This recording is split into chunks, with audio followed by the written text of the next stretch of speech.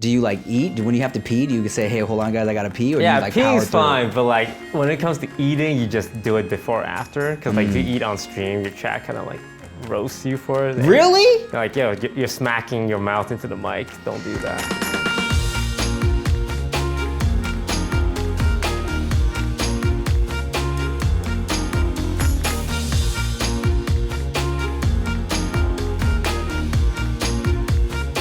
What's up? I'm Chantarangsu, formerly Timothy De La Ghetto. I've been on YouTube for a long time. You might have seen me on a couple of TV things. I'm Jeremy, also known as Disguised Toast. I'm a YouTuber / streamer on Twitch. Obviously, I'm familiar with your work. Like 17 years ago, very early days, like Ryan Higa era. What was it like back then? Like, was it hard to get started? Cause like, there wasn't any formula to it. Back then, YouTube was totally different. You know, there was no partner program, there was no monetization. Nobody was starting it to make money, you know, because it wasn't a thing. And I feel like everybody uploading YouTube videos was either just trying to have fun, like I'm just gonna put some stuff online and see what happens, or they were thinking it would be a good career starter. You know, for me it was like a little of both. This was like 06, like YouTube was kind of barely a year old. Man, I was just trying to be in movies and stuff, and just rapping on MySpace. MySpace is a website where people used to, and I found YouTube, started uploading like webcam videos of me like freestyling and doing little stupid things to make my MySpace friends laugh, you know, and then it kind of just started to get some views because there weren't a lot of creators and there weren't a lot of Asian people doing anything, or there wasn't anybody, it was brand new, you know?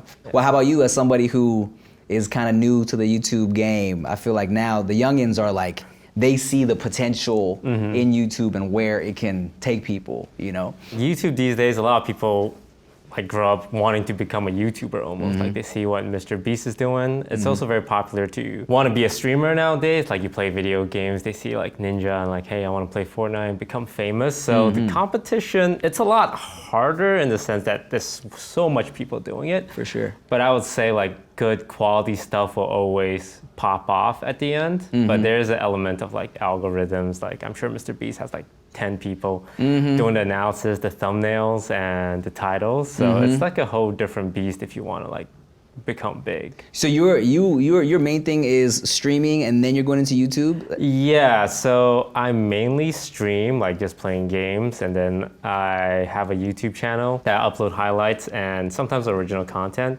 But for streamers, you just pretty much play games and you upload your highlights. How long are you streaming for, bro? Because I'm looking at like the streaming world, and I like going live and stuff, but I don't have like Twitch or anything. So how long does a like career streamer go live for? I would say 5 hours a day. Yeah, that's crazy.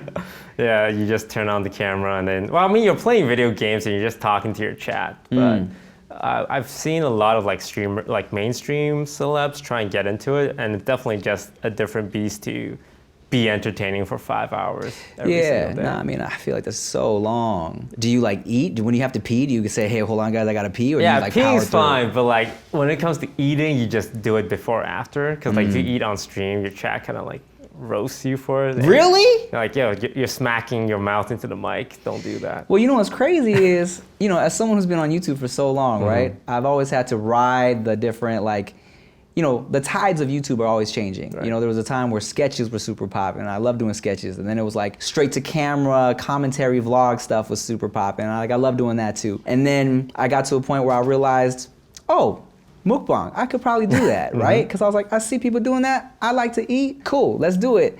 And they did well, right? Where people like watching me eat for a whole hour. It's pretty weird. But it's crazy to think, you know, and it kind of hurts me as someone who feels like I like being creative, right? Yeah. Or I'll crank out, you know, I'll get a whole camera crew, sound guy, I'll spend like a week on a script, shoot for a couple days, get it edited, chop down a little like sexy little 3-minute skit. I'm like, I'm so proud of this. Right. And it'll get a quarter of the views compared to me just eating McDonald's with somebody for an hour. You know what I'm saying? Mean, the new YouTube game is pretty much repetitive content and like consistent content. And it's so hard to be creative and like you put out something you're really proud of, but if it's short, and it's not something you can consistently upload, then people will, like the algorithm just doesn't recommend it. It's tough. Hurts my heart, bro. I want to ask, you went on Wild 'N Out after your YouTube started, right? Yeah. Wild 'N Out I was probably on YouTube for, Wild 'N Out was 2013. So I'd been on YouTube for like 7 years at that point. That's how I got on pretty much, because Wild 'N Out, it came back, and then Nick Cannon had tweeted, who's the funniest person online? Whoever gets the most retweets of this tweet, I'll audition personally. So I had like, I had my minions retweet. And then someone hit me up and they're like, hey, if you really like to audition, contact this person.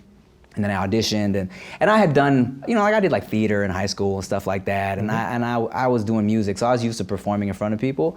I feel like, Wild 'N Out tried to bring on a lot of like social media people, YouTubers, Instagram popping people, but it doesn't always work. Sometimes you might be super funny behind your phone, but then you get on that stage and you freeze up. And we definitely saw that happen to a lot of people too, Yeah. So I'm grateful for that opportunity. That was always what I wanted from my YouTube success, for it to open up different doors for me so I could be on TV and do movies and stuff like that. So that was fun. Shout out to Nick Cannon. I appreciate you, bro. and all his kids. Shout out to y'all too. How's YouTubing these days for you? I still do it. I still do it because that's like, I'll never turn my back on YouTube. I do feel like it's kind of like an afterthought now. It's just mainly like my podcasts and the occasional original like content. I shoot a food show with the homie David So, and a little bit here and there, but it's not my main thing like it used to be. What are your new ventures? Oh, well, I'm trying to like write a movie, and it's a lot. It's a lot because I've never written anything longer than like 6 pages, you feel me? So now I'm trying to do like 110 pages, and it's like, or 110, 120. It's a lot. So how about you, man? I know Twitch YouTuber. What is the goals as a Twitch streamer turned YouTuber? I've kind of like retired from like hardcore streaming because I've been doing it for about 6-7 years now, and like 6 years of just streaming every day, 5 hours. It's just day in, day out. It's crazy. So right now I'm just turning my focus onto, it's this thing called competitive gaming, esports. So so you're like really good. Oh no, I own the team because I'm so bad. I can't play on the team. Boss. Yeah. So I paid other players to do it. So fire. Yeah, that's what I've been getting into, just having multiple teams and multiple esports, and these are just kids who want to play video games for a living. That's amazing. I might copy that, actually. That's such a good plan. Wow. It's very popular on Twitch right now, these competitive games like Fortnite, Valorant, League of Legends, and it's pretty big. Like every year they have this like world championship, and it's like thousands of people fly in for it. Are there any tournaments for Minesweeper? Because I'm really good at it. Like I feel like no one knows how to play except for me. So except for you. I'd be like, I'd be finding them bombs. Dude. I think there are like yearly Minesweeper tournaments actually. Right. Okay, I'll look into it. Cool, man. So good to meet you, bro. Yeah, good meeting you as well. Thank you for this conversation. Of course.